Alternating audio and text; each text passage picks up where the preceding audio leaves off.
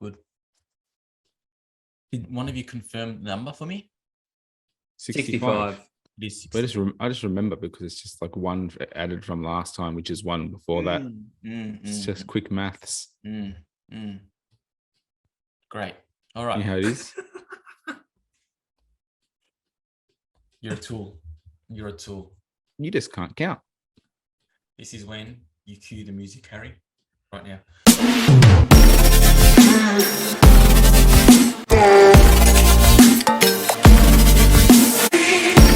Okay. So let's be a little bit energetic. And good evening, guys. Welcome to episode number 65 of the Racing Line podcast. Still in our, well, it's not preseason anymore because we've got a bit of racing and we've got the Bathurst 12 hour coming up this weekend as well. And we're going to get into the world of sports car a little bit later on, just based on the races that have just taken place and the races that are taking place moving forward.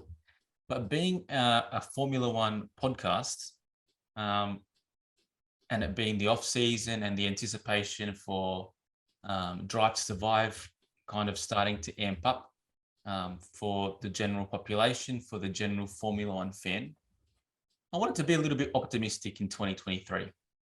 Last year, I was thinking a little bit last week, actually, I kind of thought I gave a lot of hate to Formula One based on the optics, based on the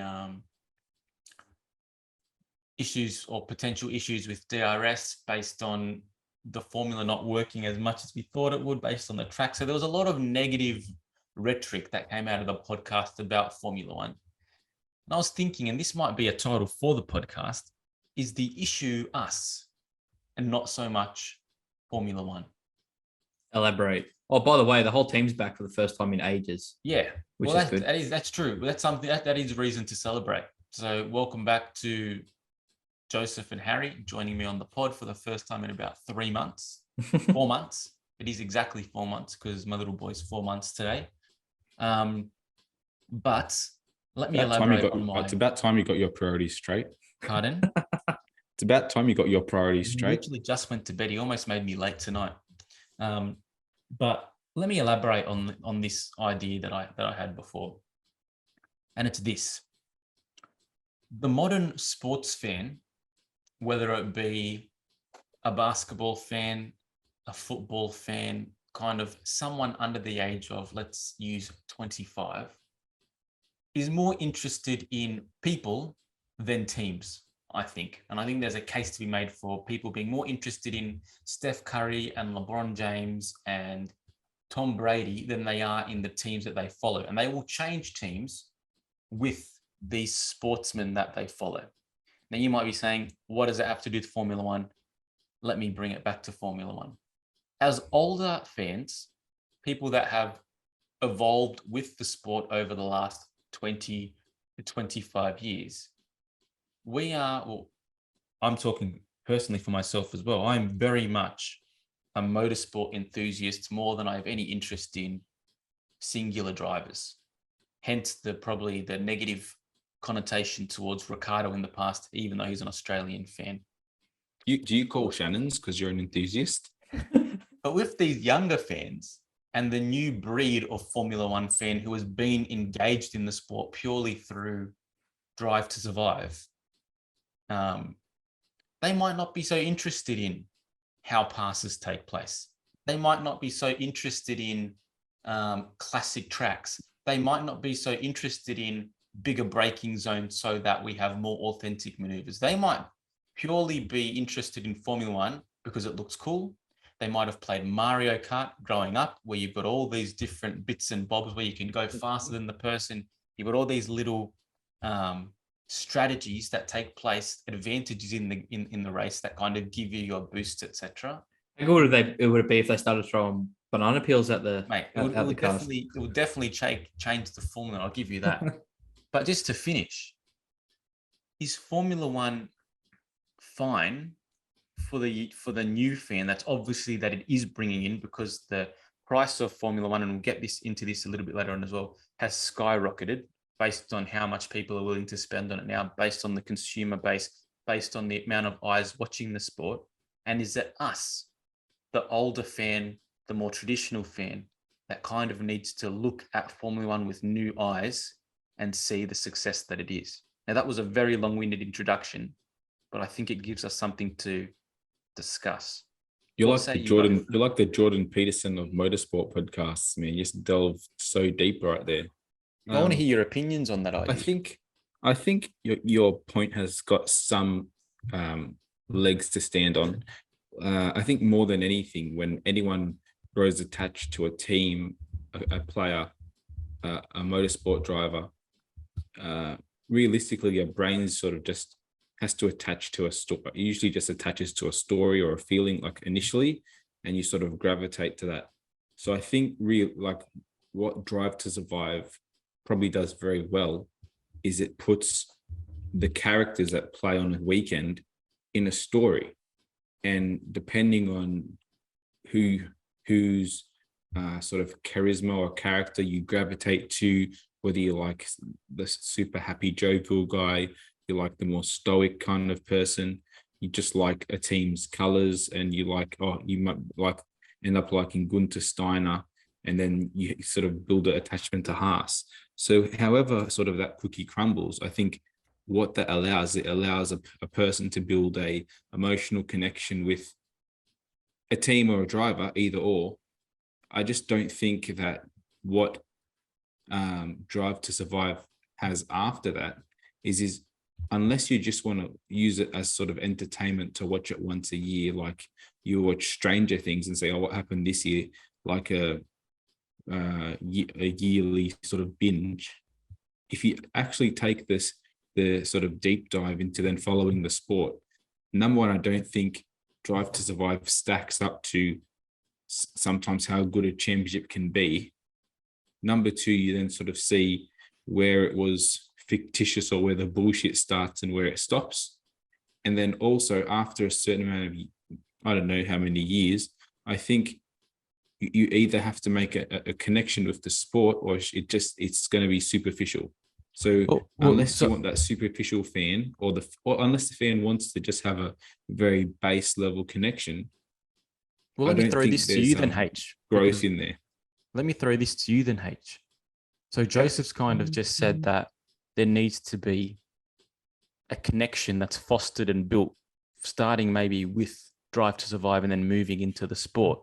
But if you just have a casual fan who purely engages with Formula One once a year in February to watch the season of Drive to Survive, is it still doing its job? And an argument can be made that yes, it is, because it's still getting eyeballs on the sport. And is that maybe the more effective way for a casual fan to engage with the sport? Well, yes, I think that is Formula One's plan, because as we've seen, Miami, Vegas, and Coda, like we know that they've wanted to infiltrate America for years. They're all sold out, and the ticket prices are astronomical, and they're still sold out. To your point, though, I did see a video the other day. Some person did a poll this time last year about who everyone's favorite team was, and McLaren was up here. And after the year that they had, I don't know whether it's Danny Rick or the optics of the whole situation, but McLaren, they did the same poll, and McLaren's popularity had gone down. I can't remember the exact number, but they think they went from the top team to like the third favorite team on this poll. So I don't know if it is Danny Rick and people have a connection to Danny Rick because of Drive to Survive, because the first few seasons he was the big draw card for Drive to Survive. But I do think that people are attaching themselves to drivers at the moment rather than teams, because you got someone who, we grew up loving cars, you know, McLaren, you love Williams, Joey, like we've had our teams since we were young. These guys don't care. They're following Max, they're following Lewis, they're following DR, they're Lando's popular as. So I think, where does the sport go if Drive to Survive wanes, the popularity wanes, and these drivers start to tail off like DR, who's not in the sport this year? Well, where does it go? It's a very interesting thought. And the other thing is, I mean, I think it's fairly easy to say that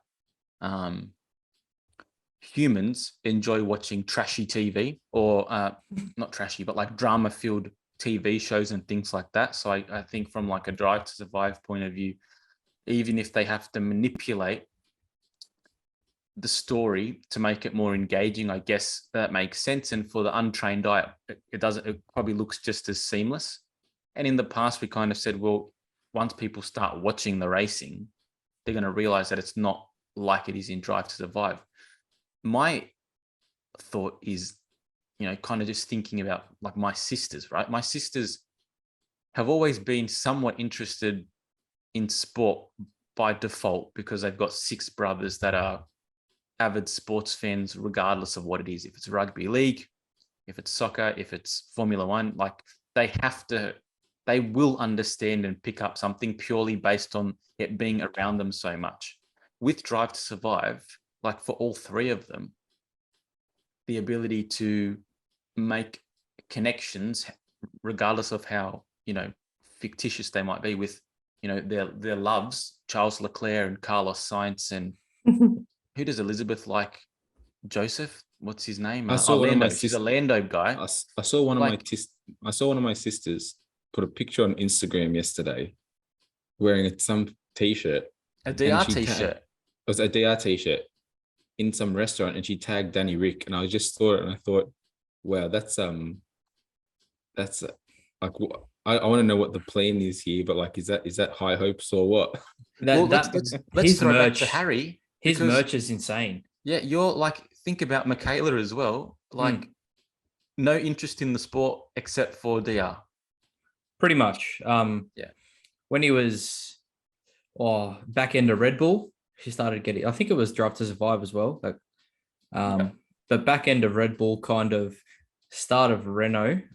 She's got a few t-shirts of Danny Rick. Loves his merch. I've got a couple of shirts as well, but yeah, doesn't really care for any of the other drivers, only DR. So the question has to be asked then. Oh, caveat, she has 0 interest in cars, so it's purely DR. Aesthetics, is it? Yeah. Fair enough. I can see why you've grown out your curly hair. just to give you a fighting chance, mate. Yeah, that's right. So then, do we have it wrong? This is a question. Do we have it wrong? Are we so invested in the micro, which is the racing, the optics, but maybe not so much? Like, I say optics and I'm thinking of the racing and how engaging it is and the overtakes and stuff like that. But is the optics for us kind of the wrong thing to be taking from it? Is Formula One more than just racing? Is it a lifestyle now? I think Is it a pop culture reference that, and when we kind of think about the sport, we got to think of it more in all-encompassingly as opposed to just racing. I think you're going way too far right now. Like, realistically, the easiest way you can sort of draw it back to something that you can understand is there are different levels of fandom. There are different levels of, many things in life. We are sort of like the alcoholic motorsport fans. We are the alcoholic. That's a nice way of saying we're it. the alcoholics, and then and there might be sort of binge. Do you want to elaborate Saturday on that drink. statement and explain what you mean? So like we are always waiting, like we live in wait for the next race. When one race finishes, the only thing that comes next is the next race. When's the next race? Except once you get to race 18 out of a 24 race season, then you're like, gee, this is becoming a slog. While you're having fun, you're like, when's the next race? And then that race finishes. All right, when's the next race? When can I get my fix again? So we're like the alcoholics. We can't stop. But then you might have your sort of binge drinkers who sort of follow it on and off. You can have your just your social drinkers. They have a big night every now and then. Yeah, you have your social. You have your social drinkers who just do it in a social circle, but it doesn't really affect their life at all, other than when they're talking in circles. There's different levels to this. I mean, realistically, Formula One only all that it's sort of building is it's building a tier of different types of fandom where they can connect with different people. It's all right having your hardcore fans, that's fine. But Formula One has made a really good step compared to other motorsports now where they have social fans. You might just be a fan who engages on social media, but still knowing what it is, buying a Danny Rick shirt is an extra person who bought a Danny Rick shirt that didn't have one last week. You're still sort of spreading the roots of the sport. Not all roots, what are they called? Tap roots. You have some little roots as well. I just think we have. Look at Melbourne. Sorry, can I just stop for a second before you go any further, Harry? I know. I knew what he meant. Do we have a gardener, a horticulturalist in our midst? This guy is drawing connections between Formula One and taproots. What an analogy, Joe! You never cease to amaze me with where your analogies go, because they make to amaze myself. Perfect sense. They make perfect sense, but they are so far removed from the situation that one has to wonder what neural connections and pathways you have in your brain to take you from A to B. Sorry, keep going, Harry. I was just going to say, look at Melbourne. Before the pandemic, Melbourne was never really a sellout.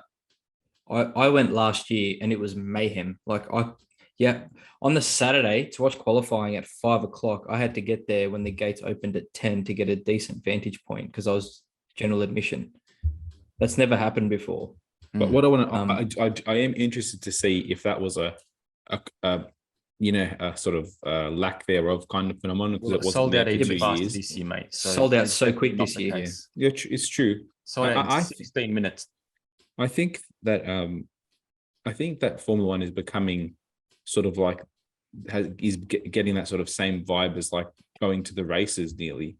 It's it's like a cultural thing. Yeah, it's a thing to do rather than only for people who want to smell fumes and get and try and get a hat. You don't sign. really have to be interested in it all the time to go and there enjoy is- the races. There is so much stuff you can do there. You don't even have to watch the race and you'll be entertained. But like realistically, It's actually quite hard to watch the race live. It is. It's easiest to watch the the dirt bike flips and watch the ducks on the pond if you want to have a nice romantic lunch. So, just bringing it back to how this is obviously very positive for Formula One, kind of what we're saying. What they've been able to build with Drive to Survive, obviously, we'll just see that grow again. A new wave of fans come into the sport this year with a new season of it, and maybe we need to be a little bit more engaged with Drive to Survive. Maybe do a few more reviews of the episodes. That might be a thing.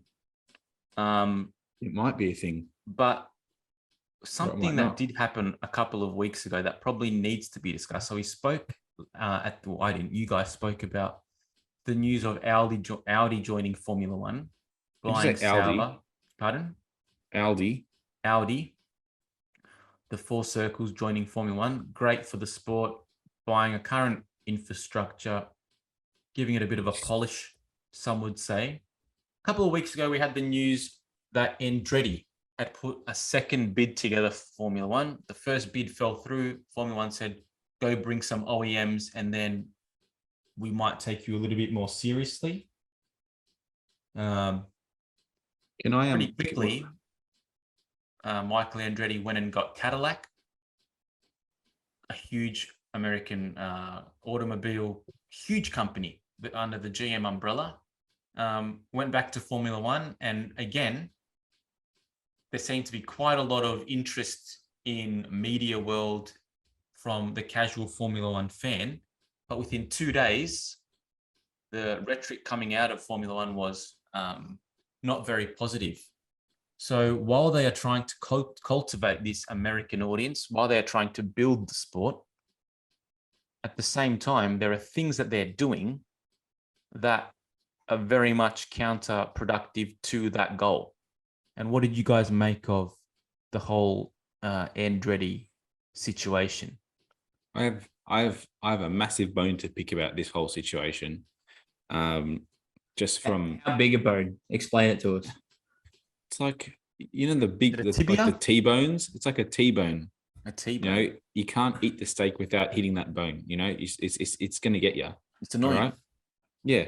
So my biggest gripe is we have seen Formula One bend over backwards to encapsulate the American market, right? Which is fair enough because it's a massive market. And we've seen now 3 tracks, 3 races there next year. We have one team. We still haven't have we now have one American driver, and in like while all this momentum is gathering, Sorry, who's the American driver? now they got Logan Sargent. Oh, sorry, yeah, Logan. Yeah, sure. Yeah, so you got a team, you've got a driver, you've got your 3 races, one of them in Miami, one of them in Texas, one of them in Las Vegas. 3 totally different areas. You could call them like different biomes of America, like totally different people in each of them. We get sort of all these ducks in a row. Geographer. And now Taproots and biomes, man. we have, but shut up, you idiot. Now we have the biggest motorsport name, probably internationally from America. The Andretti name is literally, his roots are spread so far across the motorsport landscape. You then have one of the bigger OEMs out of America, Cadillac, but more importantly, General Motors, putting money behind, like money into this effort. So you get an American team, American manufacturer on the grid, and we have sort of this war of words between mainly Toto Wolff, but sort of all the team principals putting their 2 cents in, like, oh, we're going to lose our market share. We're going to, like, you're going into America. The market share should be going up if you can, utilize the American market properly. And we're not going to use this resource. I hate to be negative, like you said, you don't want to be negative, but if you look at half the F1 grid, I think Andretti is a bigger name than all of them. It's bigger than Williams. Now it's bigger than Haas. It could be debatably bigger than McLaren. And with all the new sort of projects that they've undertaken, like we've seen, Andretti isn't aligned with, we're going to talk about later, an Acura Honda sports car. He's got his roots in V8 supercars. He has his Formula E team. He's got an IndyCar team. I think I'm missing one still. And now he wants to get into Formula One. This is, I think, such a massive, like an easy slam dunk for the sport. It's time for the guy in charge. I can't remember his name. Is it Salbin or something? To put his foot down. Yeah, put his foot down and let this He's happen. FIA, actually. It's really scary. It's the Liberty Media Group. Chase is gone. It's Stefano Domenicali, but how much sway does the FIA have? Because he clearly wants Andretti. Well, I think I was reading this week that Formula One or Liberty. Well, firstly, Formula One falls under the FIA. It's like FIFA. Yeah, Formula One falls under the FIA umbrella because it's a world championship and it's a like internationally registered competition, so it falls under the FIA. However, the FIA sold the rights of Formula One to Bernie Ecclestone in the 90s. So even though it comes under the jurisdiction of the FIA, Liberty, who obviously bought it off Bernie Ecclestone, have the they have the control, they have the power to make those decisions. So the FIA can't really sway those decisions. And Liberty was upset because of the comments that Mohammed bin Salman made this week, where he said that Formula One, regardless of what people think, isn't in as strong a position as people are valuing it. And Formula One said, well, you might have just devalued our product based on the comments that you've made. So even though the FIA has oversees Formula One, it is very much owned by Liberty.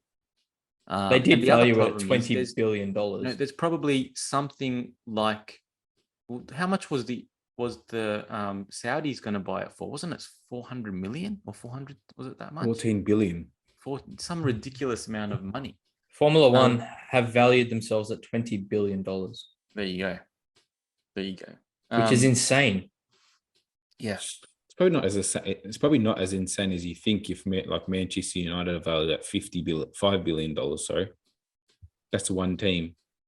Like, yeah, it's a massive team, but this is a whole sport, and this is also like now it's a franchise mode. This is also the contracts of 10 teams you're carrying with it, and the contracts of 24 races. This is the thing that interests me, right?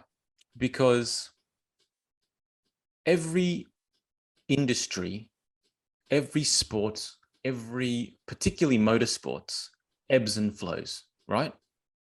And it's very easy for us to forget the troughs when we're having peaks.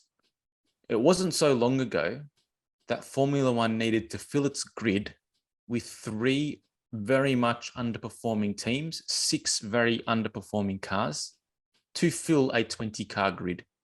Now, that is definitely not the case with Formula One right now, but you never know. As you know, just look at the world and what's happened with the economy, what's happened just from COVID. No one knew that was going to happen. So if Formula One is in a position to get a new team on board, to get a new OEM on board, right, to help provide a little bit more variety, so that if a team was to leave, you've still got a nice amount of, investment, Cushion. activation within, a multitude of OEMs. They should be taking it. And maybe this is a good segue into the sports car world as well. Let's say Cadillac try to get into Formula One, they don't, right? Because Formula One doesn't seem to see the perceived value in it. All of a sudden, whether Formula One wants to, consider it a competitor or not, the WEC has a formula of its own that is exceedingly attractive to more and more manufacturers, because it has a real cost cap through the controls that it's put in place to help develop cars as effectively, as easily as possible. And if you see a team like Cadillac that wants to be in Formula One, get more involved in WEC, like it already is, expand its operations, and then you see a company like Ford who wants to go race GM, follow them into that particular sport, as opposed to the rumors that it could go into Formula One, because we know that the Ford GM competition is always strong. Well, then you've just lost 2 manufacturers. So I think Formula One needs to be a little bit more forward thinking in that regard, that you never know when the next trough is going to take place. And quite frankly, the real thing that needs to happen is these team principals who have huge amounts of shares and ownership stakes in the companies that they're owning, they're the ones that are actually calling the shots, because of the vote that they've got in the decision making of Formula One. Now, Formula One did that to make it more accessible to more teams, but at the same time, there needs to be a strong figurehead that they lost when they lost Bernie Ecclestone, that's going to say, well, Formula One is going to be, Formula One brings the manufacturer to the sport. It's not the other way around. Formula One is the only motorsport I can think of internationally, out of all motorsports. I'm trying to think hard now, that I think its grid hasn't grown in the last 5 years, and every other motorsport I can think of has either supercars, but it's for exactly the same reason, but on a much smaller scale.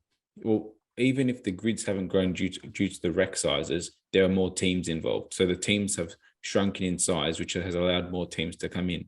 But Formula One is like, there's that adage: if there's no mediocre, if you're not growing, you're dying. So there's no maintaining.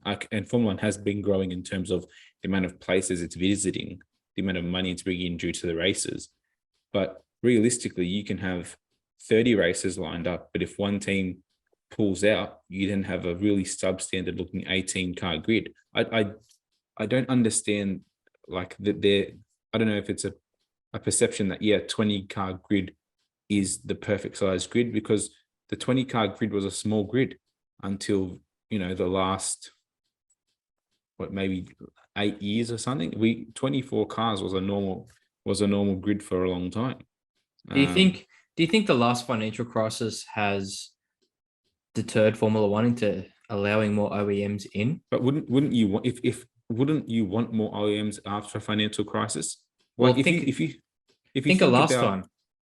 Yeah, well, they lost a lot of them last time, but Yeah. the ones that they're now adding are not like Mercedes.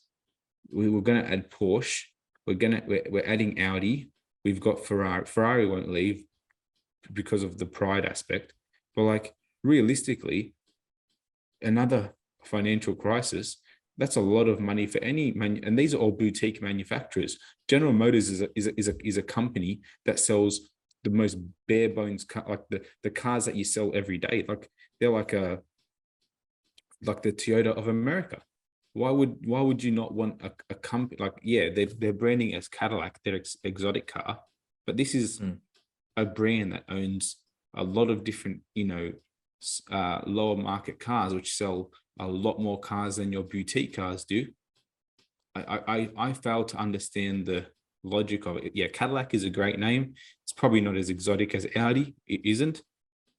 Andretti is a great name, but you're not just bringing Andretti and Cadillac, a great name, like in racing, and GM, which has never been in Formula One. If you can't market this slam dunk, you've got to be like the most useless marketing team on planet Earth.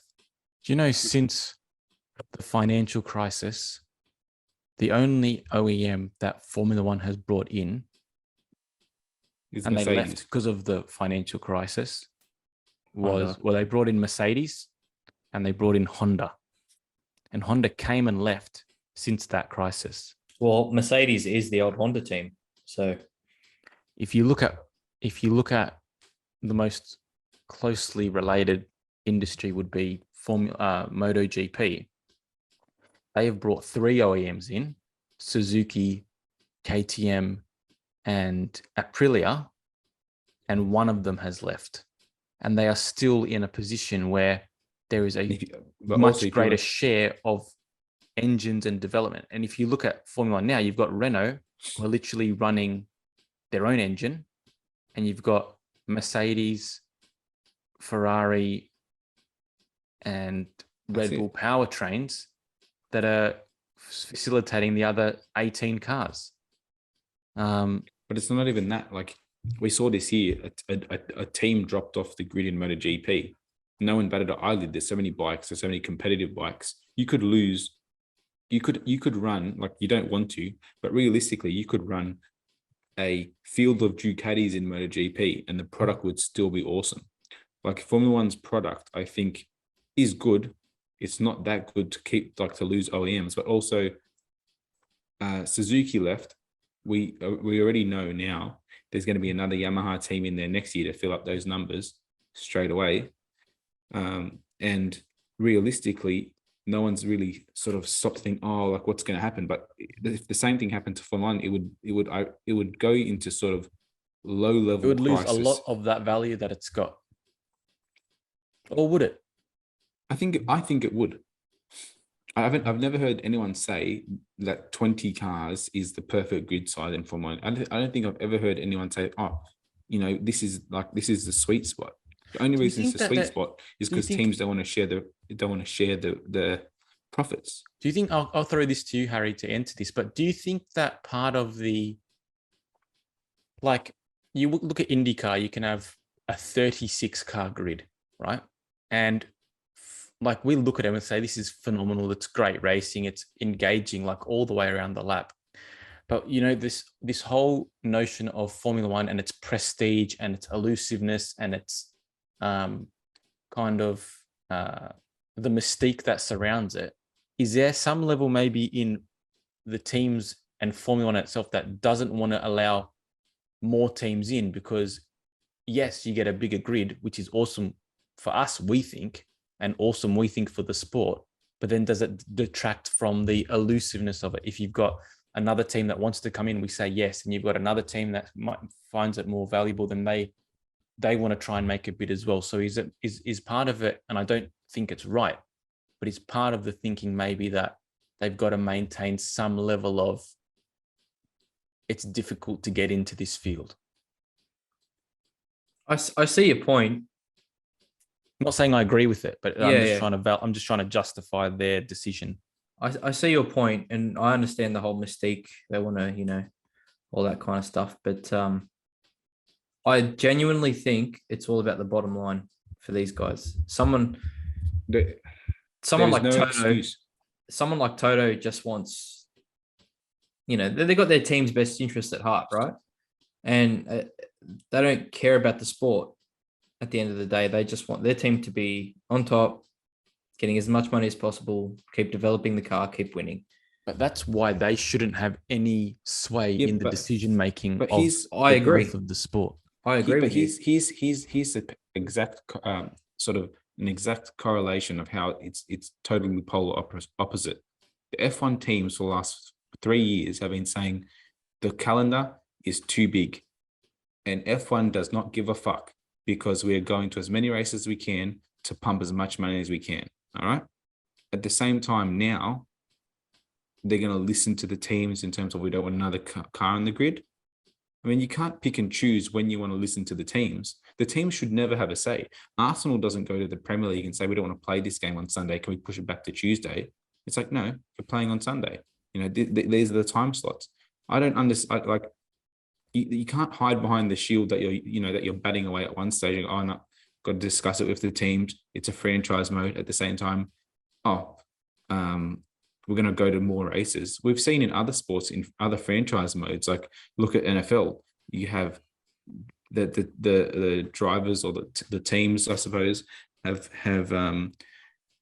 pushed down preseason games. They've negotiated a better wage in the adding of a extra playoff round. Like there's a sort of give and take with the sport, but in Formula One, it's just there's no give and take. It's just we'll use what's the best excuse possible for any for any given reason. But at the end of the day, it's like if you look at it for like 1 second, it's like, okay, money is the driver of this and money is the driver of that.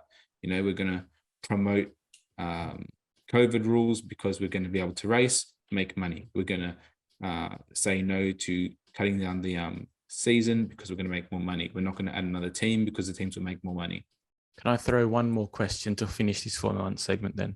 I sound so cynical, eh? No, but let me just finish on this, and I want to get both your opinion on this. Obviously, every venture is in it to make money, right? If it's not sustainable, it's not worth doing it. If it's not sustainable, then good luck growing whatever it is that you're trying to develop. So having a profitable outlook is by no means a problem, right? But when we look at Formula One and the decisions that it's made recently, they can say that they're trying to be more sustainable with the expenditure cuts for teams. And yet at the same time, all the new places they're going to are literally all about money, whether it's Miami, whether it's Saudi Arabia. There's talk of adding another race next year in Kuwait because they've just built an F1 grade track there. I don't know about anything else in Kuwait apart from petrol money as well. So it's pretty obvious if they were to go to such a place, number one, you'd have a quarter of the season in the Gulf. And number two, like, I don't think there's any other reason why they'd be going there except for the making of money. Is Formula One in a position where it might lose itself and its identity and its heritage in the pursuit of money? Because one thing, you can say whatever you want about Bernie Ecclestone, he made decisions to make money. He went to some interesting places, China, India, etc., to grow. Well, I guess his thing was to make money, but also to grow the sport in places where it hadn't been grown before. I'll give him credit for that. But never did it feel like he was selling the DNA of the sport purely for the buck. He never and I compromised can't the say the sport. same thing about the current owners. What say you both to that? Go H. There's only one reason to go to the Middle East for 6 races, and it's for money. It's not for the spectacle. It's that there's no one in the crowd. They always pan to the same 5 people that are cheering along in the crowd. The tracks, for me, for the most part, there's no women allowed there either. There's a couple of good tracks, but for the most part, I don't look forward to those races. Firstly, they're at shit times for us. Secondly, the tracks aren't that crash hot. Like Bahrain's all right. I don't mind Bahrain. Abu Dhabi's okay, but Jeddah's horrible. Yeah, I don't know. Like, I think, is it going to get to a point where these owners take it too far and it kind of loses? To me, it feels like they're trying to have the best of both worlds by having a 24, 25 race calendar. They get the European leg, which is all the tracks that we love, like Spa. Even ones like Zandvoort have been pretty good add to the calendar recently. No, they can get rid of Zandvoort. The atmosphere is pretty amazing. The atmosphere sells it. If you've got people there that are loving it, Yeah, that's right. then you can't get rid of it because it's for the fans at the track is All right, Spa or Zandvoort, what are we getting rid of? Yeah, but what I'm saying is they keep adding tracks and races because they understand the value of those tracks that we love, but then they just want their money on top with all these other ones. And the way that they've laid out the calendar this year, I don't know if you two have seen it. They're all about the sustainability, but they're bouncing, mate. There is all over the world. Sustainable about how they are making it sustainable. Like the flight of the circus. Like they could very easily go continent. They could very easily continent hop and make the movement of the schedule as sustainable as possible. They are not doing that. It's for money. A time slot for America at the start of the year, mid-year, end of year, and they've done a similar thing to the Middle East. The only sections of it that make sense were the older sections where you had an Asian season and a European season. Yeah, well, apart from that, I think me and Harry discussed it last time. The only reason you do that is because you need to give your fan base in those places a cool down time to get excited again. Yeah, but Joey, they don't need to because the people in Texas will buy tickets in Texas, then the people in Florida and surrounding states will buy them in Florida, and the people in Vegas and California will buy them there. Like, yeah, but you're not going to have someone. Saying, yeah, but most people, if they can, you would be naive to think. You'd be naive to think that everyone who goes to the Texas Grand Prix is from Texas. It's just like everyone who goes to Melbourne isn't from Melbourne. The people, like you'd also could assume that the people that can afford to go to multiple Grand Prix in a season could do it any time of the year. Yeah, but you would assume that you would then be assuming that everyone has the financial capabilities to go to multiple Grand Prix in a season. I'm saying those who could do it whenever. If you want to fill up 400,000 people at every race, I don't think they're all going to back-to-back 3 weekends in a row. I would make the argument that Formula One could race in 3 different venues in America. Let's say the 3 they've got over 3 weekends. But why risk it? And it would be chock-a-block every week. And they could also make a spin on it and say, this is like an America's Cup, and you give a special trophy for the person who gets the tally over the next 3 races. Do you want to make it more engaging? Do you want to get more American people involved? Give them a small trophy. Guess what else they could do? Getting the most points in America. Guess what else they could do? They could let Andretti Cadillac race. They could.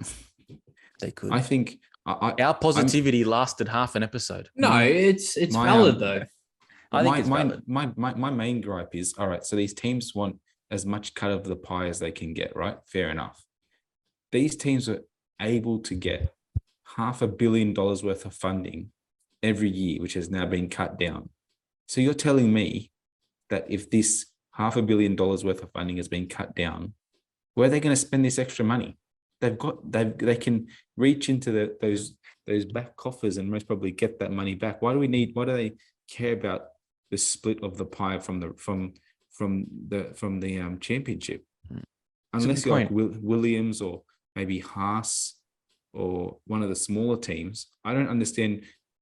The bigger teams, it can only come down to either ego, not wanting to challenge, like being comfortable, and greed. Anyway, we love the sport. We haven't had a chance to discuss the team principal changes that have happened in the off season. What do you boys think about the appointment at Ferrari? Yep. I think Ferrari made a very good decision. I think if you look at Fred Vasseur when he was at ART, I guess they still are, but they were Prema 10 years ago. Now Prema's winning. If you want to win a F2 championship, you go to Prema. 15 years ago, you went with ART. So he had an extremely successful stint at ART. If you also look at where Sauber were before his entry there, they were in a pretty dire predicament. So for him to turn that team around, obviously they have never achieved the level of relative success that some would maybe suggest, but the money that they were getting from Alfa Romeo, still was very small in comparison to what other teams are able to spend. Like they kind of had a big name sponsor, but it was kind of in name mostly. And I think they've been relatively successful. The problem with Sauber is they are always going to be like their success, very much like Williams, and Williams had Mercedes.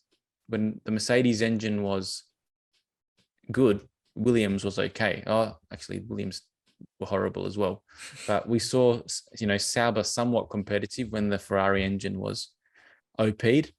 But then when they had the issues with the oil burn, that kind of screwed them for 2 years as well. And they weren't in the position to develop the engine or to extract the most of it because they were just a customer. So I think he's going to be really good for Ferrari.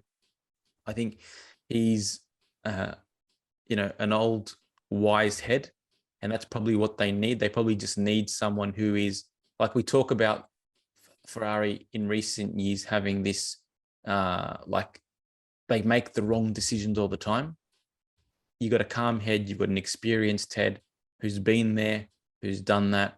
I think what you're going to get from him is extremely decisive and safe decision-making, which is what Ferrari need. I would have thought that's exactly what Bonotto was. Well, I think the proof is putting, and it wasn't. Think realistically, it's let's appease Charles Leclerc because he had a good relationship with him at Sauber, and we want to keep him happy at Ferrari before he jumps ship. That's just me being cynical. Matteo Bonotto, Matteo Bonotto, say what you will, was a head engineer who became the principal, whereas now they've got a person who's been a team principal for something like 30 years, who's owned, he is a decision maker.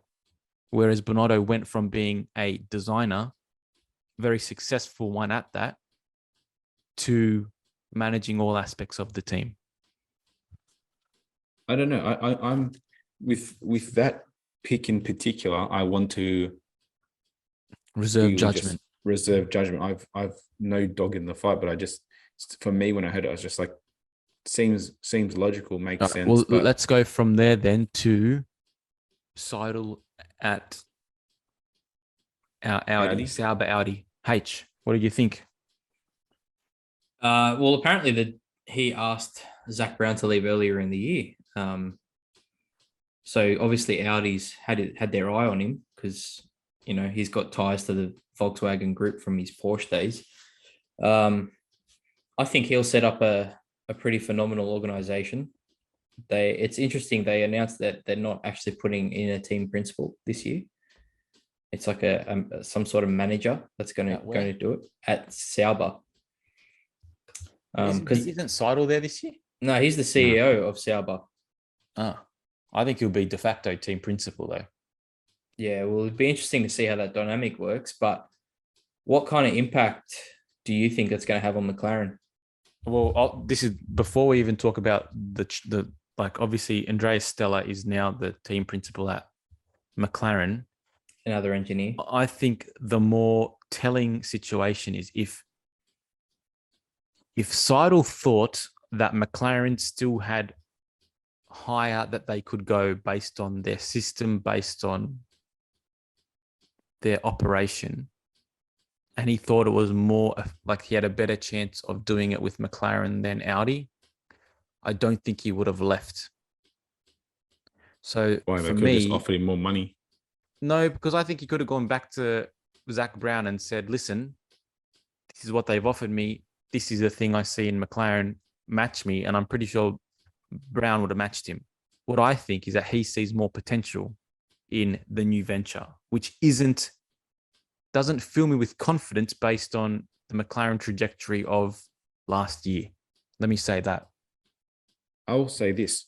I don't think Seidel has proved much at McLaren, and I was gassed up on him when he came to McLaren. And I think you were too.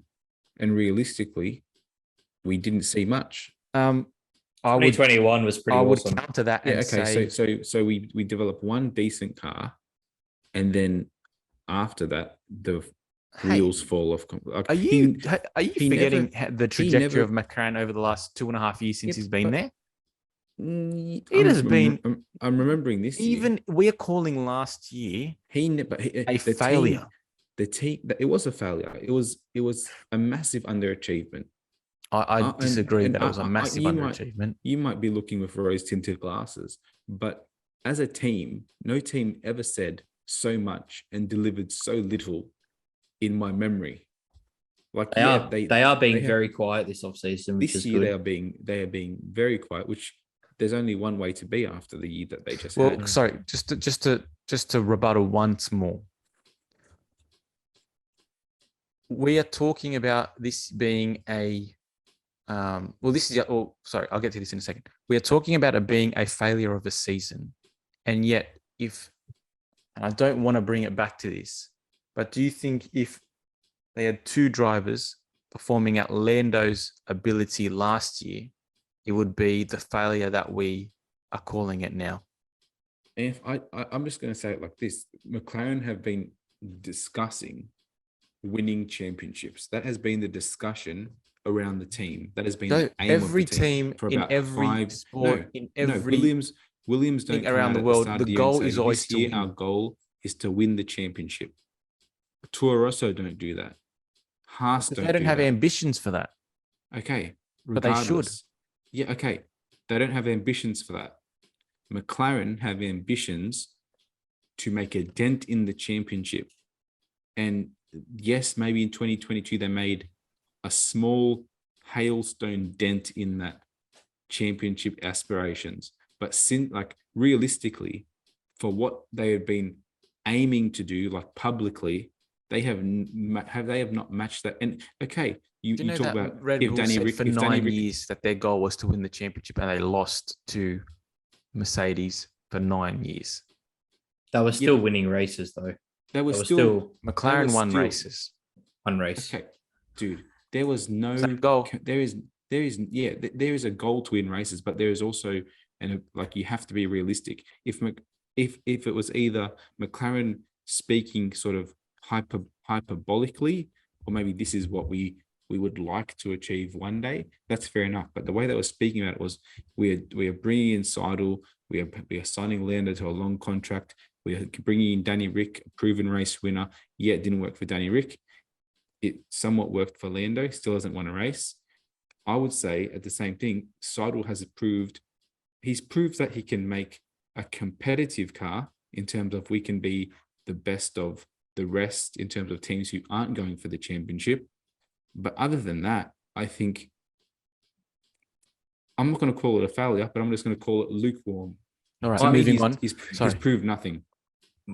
My thing is they've promoted from within, from one of the engineers or head of whatever department he was that designed and built this current car, which is not that competitive performance-wise. That's concerning for me that they didn't. If Seidel told Zach Brown earlier in the year that he's leaving or that he wants to leave in a year or so, and the opportunity came up now, Zach Brown should have had a succession plan in place, ready to go. Don't you think? I think maybe Stella was the succession plan. I just don't. Enough about McLaren. What about? I don't know how you fix it up from. I think someone you're who's making naturally the same very mistakes. negative towards McLaren. I don't want to go I'm not into this negative to argument McLaren. anymore. But what about Capito left Williams and they brought in what's his name? Was it James Vowles Yes. from Mercedes? Yeah. What do you Valtteri, think? it's James. That guy. That one. What do you think? Me, Yeah. I think we're fucked. Really? Yeah. At the very least, he's been I don't know, exposed to the winning But way. but I don't know. Like realistically, you want enough time to implement the changes to then influence your season. I don't see how they have enough time to really implement the changes that they need. I mean, I think, like for me with Williams, signing Logan Sargent was a safe bet, but it wasn't an aspirational bet at all. Like it's just gonna be another learning year for another driver. I think So I think it was a safe bet. Like Who do they It shows get? limited. But I think like it the shows idea that limited ambition. expectations. I think it shows limited ambition. But Yeah. like Williams as a team is supposed to have now this abundance of funding that now the American investors don't want to spend because the team has been shit. Fair enough. But they have not spent enough money to even give it a good crack. Like, okay, you're Williams. Let's just spitball here. You want to make changes? By the time last season ended, you have a new proven head ready to go off the bat. I don't know who it is. It's not my job. You have Daniel Ricciardo making more money than he is at McLaren. Come in and let's push Albon. Let's get you some good team leaders. Bring Danny Rick's friend, the physio man. Make everyone happy, and let's at least give this one good swing. Spend a lot of money and try and make a quick change. You know what? Let's come third last this year. Let's make a little jump. Instead, Let's just swing. Let's just have the swing. That's the thing. Yeah, have a swing. Three strikes in your eye. Because can I just say this, Joe? For the same, like McLaren, you can say talk the big game. They had a swing. Yeah, they missed. I'm not saying they missed. didn't. They struck out, perhaps. Yeah, but they had a swing. Yeah, but the difference is when you ask me what I think of Williams, I say it how it is. I know that we're shit. I know that we've got an ambition. I think I'm pretty objective. Pretty No, objective to McLaren. Yeah, you're not. All I'm saying is they have made no swings. They have made no changes to the system. They're playing it very safe. We've signed someone from Mercedes before. We signed the head of Mercedes after winning world championships, Paddy Lowe. Lowe, sorry. Yeah. And that lasted half a year. How did that work out? Too much power, but he had too much control over the whole operation. I think what Paddy, like, this is getting off topic, but Paddy Lowe was he was the person who thought he was the guy, but he forgot that it was a team effort, and he thought he had more input into the team's success than he probably did, because it was a well-oiled machine. He could come in and do it himself. If anyone takes anything from this podcast, I want them to take this. It wasn't just Claire Williams isn't the only person who fucked up Williams. Men have done it since then as well. So it's not a sexist thing. As a team, they have never had a sort of front foot plan about how they're going to get out of the hole they're in. Everything's always reactionary. I will let this driver go and then we'll bring in someone else. We'll take the money from this driver, but we never have a driver lined up. So that when you get rid of the Latifi, who's we're taking their money, and now that we've got the money, we're going to keep them there for an extra year. The driver market goes stale. We never have someone on a new contract at that time. And now we've got, I've got nothing. You know what, Joe? I would argue even that before Claire Williams, that was the Williams model from Rob Smedley, from as far back as when they had their Japanese drivers, because they always had a driver that was bringing in big coin so they could go racing, and then they would have the prospect or the driver that they wanted to race. But that was Nakajima. That was you look at our young drivers. What's the other bloke? What's the other Japanese name? Nakajima, and it was Maldonado. Kobayashi was never with us. It was Stroll. It was Latifi. It's Sargent now. That has been their model for the better part of 20 years. If you look at the young drivers that Williams have brought in, you look at Stroll, he's got podiums at Williams. You look at Rosberg, end up becoming a world champion. I know you don't like Stroll, Harry, but he does have podiums at Williams. You look at Maldonado. Was it one? Race 2.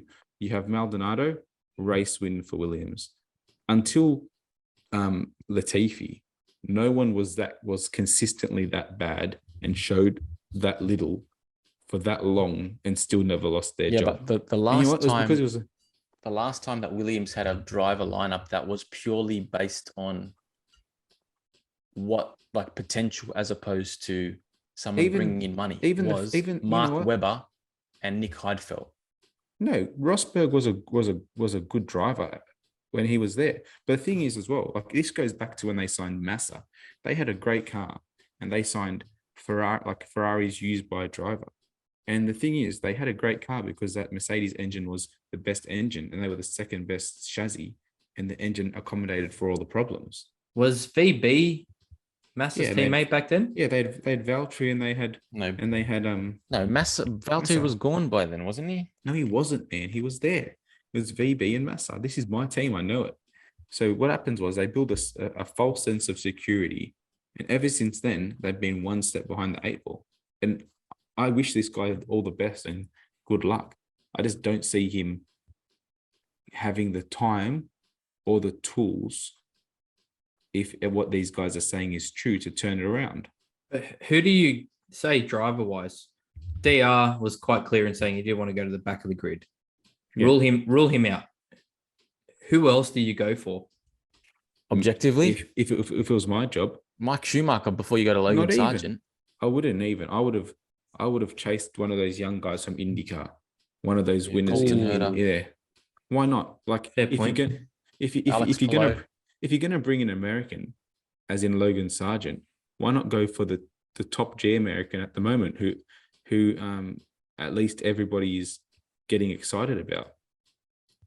Fair You're gonna point. say, we've got Logan Sargent, an unproven winner to this date. I think he's won one F2 race. Or you have an IndyCar winner, has been involved in a championship fight, 2 times Daytona 24-hour winner in Colton Herta, and for some reason he's not good enough to get a seat.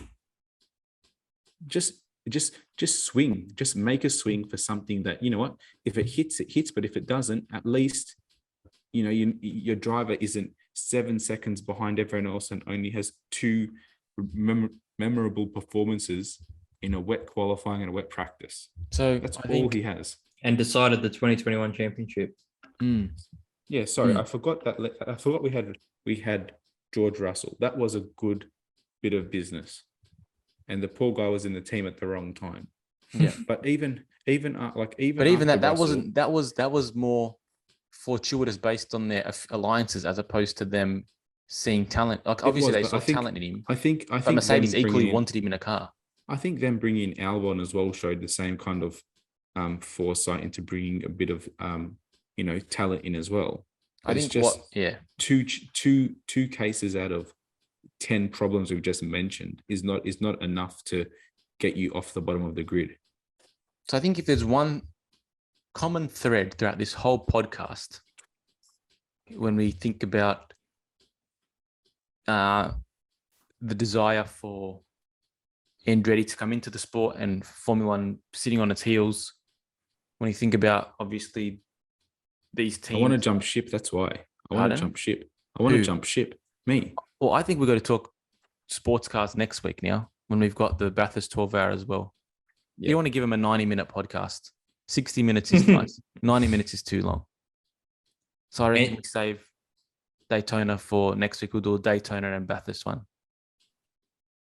I think so, because we ranted way too long. So I think It's because we love it, boys. That's why. the common thread of this podcast, the taproot, if you had to call it that, has to be have a swing. Positive vibes. Formula One, have a swing. Whether it's a new team coming in, trust that it's going to be good for the sport.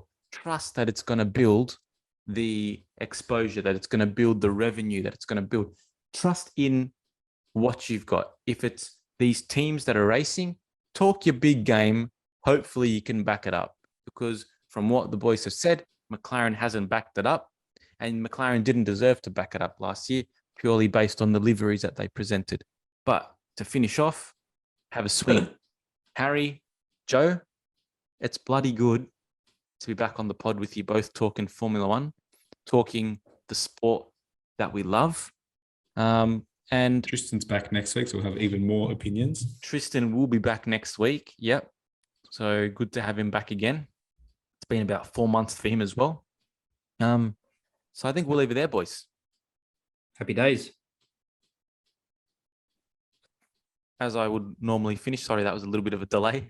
I forgot I'm a little bit out of practice still. But please like, subscribe, share, follow. Just keep spreading the word. We really appreciate it here at the Racing Line Podcast. And also, we forgot to say it, but if you are watching the Bathurst 12 hours next week, please keep an eye out for that Calypso colored Valmont Racing Mercedes on the mountain. And if you are lucky enough to see it in pit lane, look above the front tires and you will see our Racing Line I podcast think it's logo behind the front tires. behind the front tires then, which is pretty exciting. So thanks so much. Have a great night and we'll have some more content for you next week. Cheers, boys. Thanks, mate.